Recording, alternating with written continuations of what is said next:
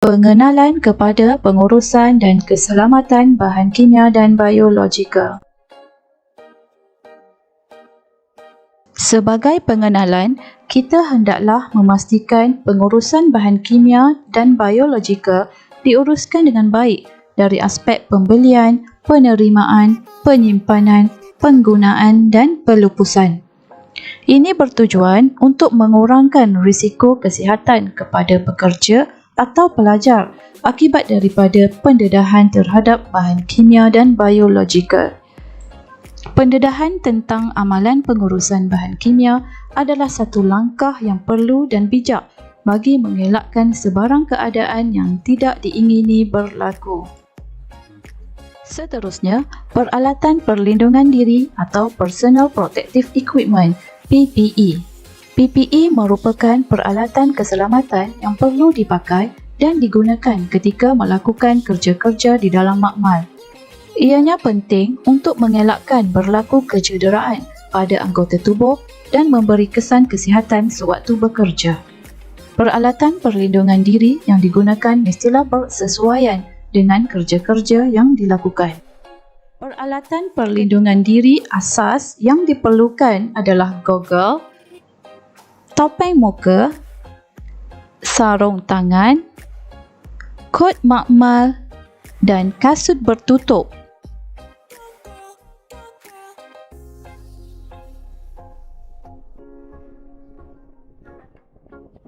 Pancuran mandi kecemasan dikhaskan untuk membersih dan membilas bahagian anggota badan atau pakaian yang terkena tumpahan bahan kimia dalam kuantiti yang banyak dan berkepekatan tinggi. Basuhan mata digunakan khas untuk membilas dan mencuci mata yang terkena percikan bahan kimia. Peti pertolongan cemas digunakan untuk menyimpan ubat sapu dan kelengkapan pertolongan cemas bagi rawatan awal. Peti pertolongan cemas hendaklah diperiksa dari semasa ke semasa agar ianya sentiasa lengkap dan tidak melebihi tarikh luput. Pemadam kebakaran digunakan apabila berlaku kemalangan kecil atau kebakaran di dalam dan di luar makmal. Pastikan sistem alat pemadam kebakaran dan pilih bomba sentiasa boleh diguna pakai dan berkeadaan baik. Terdapat 3 sistem pengalih udaraan exhaust setempat iaitu kepuk wasap, kabinet aliran lamina dan kabinet keselamatan biohazard. Penggunaan pelarut organik atau bahan mudah meruap, berbau, berasid, berakali pekat, ia perlu dijalankan di dalam kepuk wasap ataupun kita panggil fume hood. Kabinet aliran lamina, laminar airflow, menyediakan aliran udara yang ditapis di atas permukaan tempat kerja. Kabinet keselamatan biohazard, biohazard safety cabinet berfungsi untuk menyaring udara sehingga menjadi lebih steril dan terhindar dari kontaminasi di permukaan tempat kerja.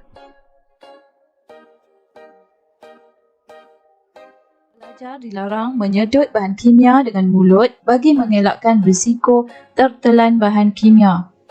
Pelajar juga dilarang meletak semula lebihan bahan kimia ke dalam bekas asal bagi mengelakkan pencemaran.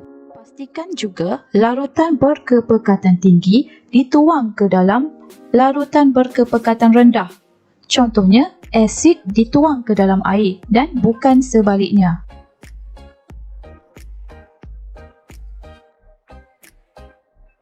Jika berlaku tumpahan bahan kimia am ke atas lantai, pelajar perlu memaklumkan kepada pensyarah ataupun staf makmal.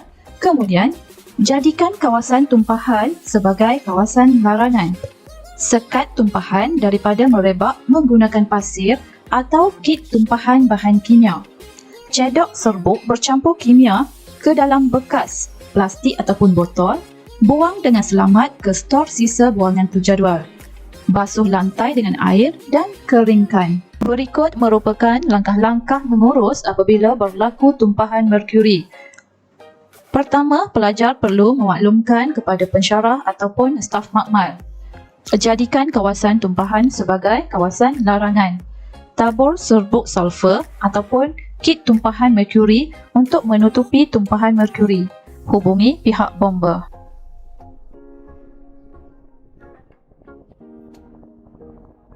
Dalam pengurusan bahan kimia dan biologikal, prinsip yang diguna pakai adalah buaian geliang lahat. Proses ini saling berkait bermula daripada pembelian hingga ke pelupusan. Semua bahan kimia hendaklah dibeli dari pembekal yang berkelayakan. Bahan kimia tersebut juga perlu selamat untuk persekitaran makmal.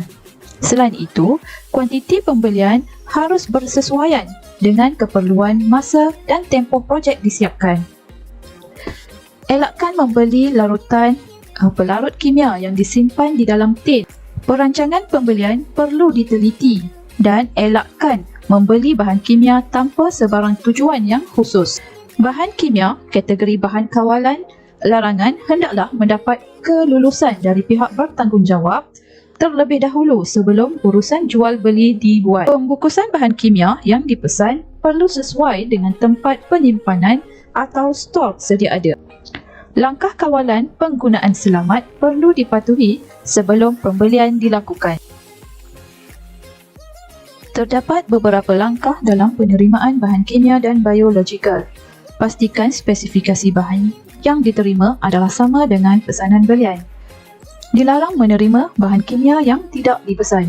Pembekal perlu melampirkan risalah data keselamatan yang lengkap bagi setiap bahan kimia yang dihantar.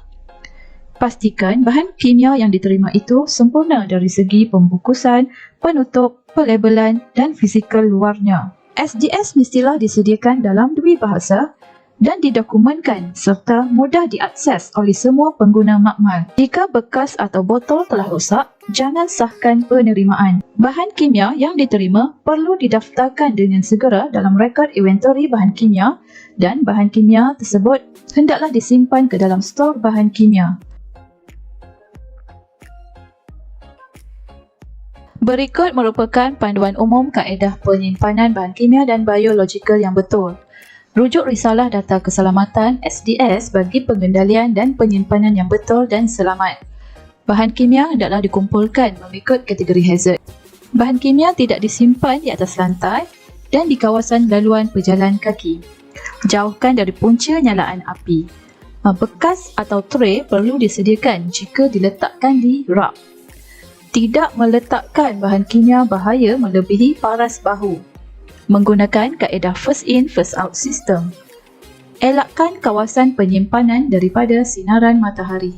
Bahan kimia perlu disimpan di dalam kabinet penyimpanan bahan kimia, chemical storage cabinet. Pengkelasan dan penyimpanan bahan kimia adalah seperti berikut. Simbol pertama adalah mudah terbakar. Bahan kimia perlu disimpan di tempat dingin serta yang mempunyai sistem pengudaraan baik dan jauh dari punca api. Yang kedua, piktogram mudah menghakis. Ia menyebabkan kakisan dan kulit melecur. Yang ketiga, piktogram beracun. Ia boleh menyebabkan iritasi pada kulit dan bahaya jika terminum. Seterusnya, piktogram bahan kimia mudah meletup. Bahan kimia kategori ini perlu disimpan di tempat khas jauh dari punca haba dan api. Seterusnya, piktogram karsinogen merupakan penyebab sel kanser dan gangguan saluran pernafasan jika tempoh terdedah terlalu lama dan kesan jangka masa panjang. Piktogram toksik kepada persekitaran akuatik. Ia boleh menimbulkan kerosakan pada ekosistem. Piktogram bahan kimia boleh mengoksidakan. Ia boleh mengeluarkan api ketika bertindak balas dengan bahan kimia lain, terutama bahan kimia mudah terbakar. Piktogram gas mampat. Pastikan simpan semua silinder dalam keadaan tidak mudah jatuh dan elakkan daripada terkena sinaran cahaya secara terus. Punca haba dan bahan kimia mudah terbakar. Piktogram iritasi. Jauhkan agar tidak terkena kulit atau kontak langsung dengan tubuh. Perkara yang perlu dilakukan sebelum menggunakan bahan kimia dan biologikal adalah dengan membaca label yang tertera pada botol bahan kimia atau biologikal. Pengguna perlu memahami simbol, frasa keselamatan dan risiko yang mungkin berlaku semasa mengendalikan bahan kimia. Selain itu, pengguna perlu membaca Risalah Data Keselamatan SDS bagi bahan kimia yang digunakan. Contohnya risiko letupan dan risiko terhadap kesihatan. Baca dan fahami label amaran yang tertera pada botol reagen sebelum menggunakan bahan kimia. Semua amaran-amaran ini perlu diberi perhatian agar keselamatan pengguna dapat dipelihara. Berikut merupakan contoh yang baik bagaimana maklumat pelabelan yang perlu ada bagi tujuan penyimpanan sementara.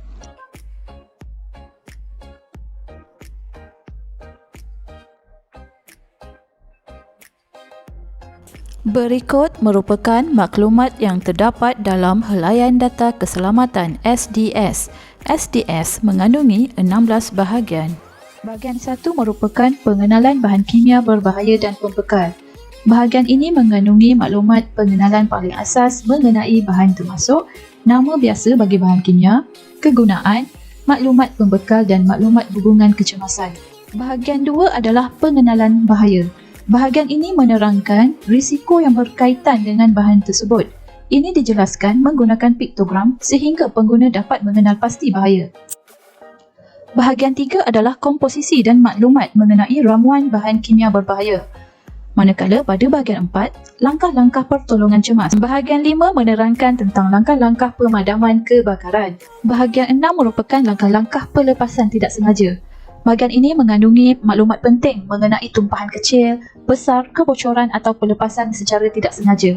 Untuk bahagian 7 merupakan pengendalian dan penyimpanan. Bahagian 7 menggariskan amalan pengendalian dan penyimpanan yang selamat untuk meminimumkan risiko. Bahagian 8 adalah kawalan pendedahan dan perlindungan diri. Bahagian ini menerangkan cara meminimumkan risiko pendedahan melalui PPE. Bahagian 9 menerangkan tentang sifat fizikal dan kimia.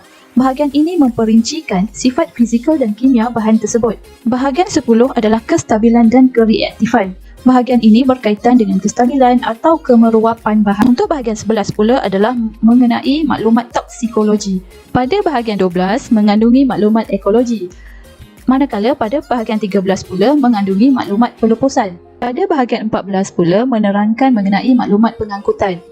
Bahagian 15 mengandungi maklumat pengawal sediaan. Pada bahagian 16 mengandungi maklumat-maklumat lain. Berikut merupakan bahan yang boleh dan tidak boleh dibuang di dalam sinki makmal. Bahan yang boleh dibuang di dalam sinki makmal adalah seperti berikut. Bahan kimia yang mempunyai pH 5 hingga 9, cecair ataupun larutan berkepekatan rendah seperti larutan sukrosa, air suling, larutan kanji dan larutan pewarna. Berikut pula merupakan bahan kimia yang tidak boleh dibuang di dalam sinki makmal.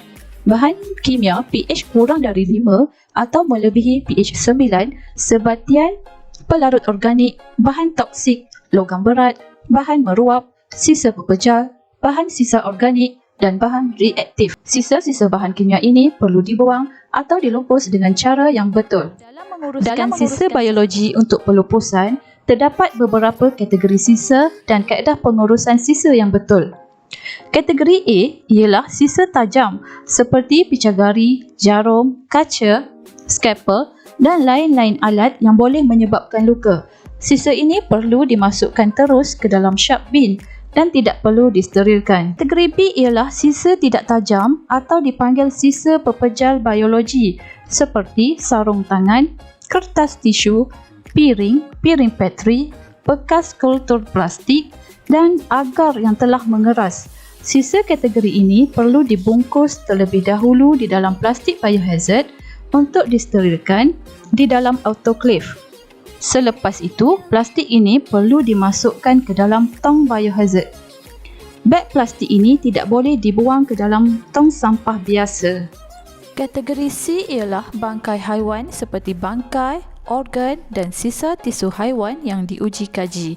Sisa ini perlu dibalut di dalam bahan penyerap seperti tisu sebelum dibungkus dengan plastik beg biohazard dan disejuk bekukan. Seterusnya kategori D. Contoh sisa seperti kultur kaldu ataupun kita panggil broth culture, media cecair, darah atau produk darah seperti serum. Semua sisa ini perlu dinyah kontaminasi dengan cara autoclave sebelum dilupuskan dengan segera. Untuk sisa biologi yang bercampur dengan bahan radioaktif, sisa tersebut perlu diasingkan dari sisa biologi tunggal. Sisa yang mengandungi radionukleid dengan setengah hayat pendek perlu disimpan di dalam keadaan yang tidak berbahaya, seperti tempat yang mempunyai perisai sinaran yang mencukupi. Sisa ini perlu diletakkan di dalam makmal terlebih dahulu sehingga radioaktifnya mencapai aras latar belakang. Manakala untuk sisa biologi bercampur dengan formalin, formalin boleh diasingkan dari sisa biologi supaya boleh dilupuskan secara berasingan. Sebagai penutup, sangat penting untuk kita mengetahui tentang pengurusan bahan kimia dan biologikal yang efisien serta mematuhi peraturan-peraturan penggunaan agar dapat mengurangkan risiko keselamatan dan kesihatan terhadap semua pengguna makmal.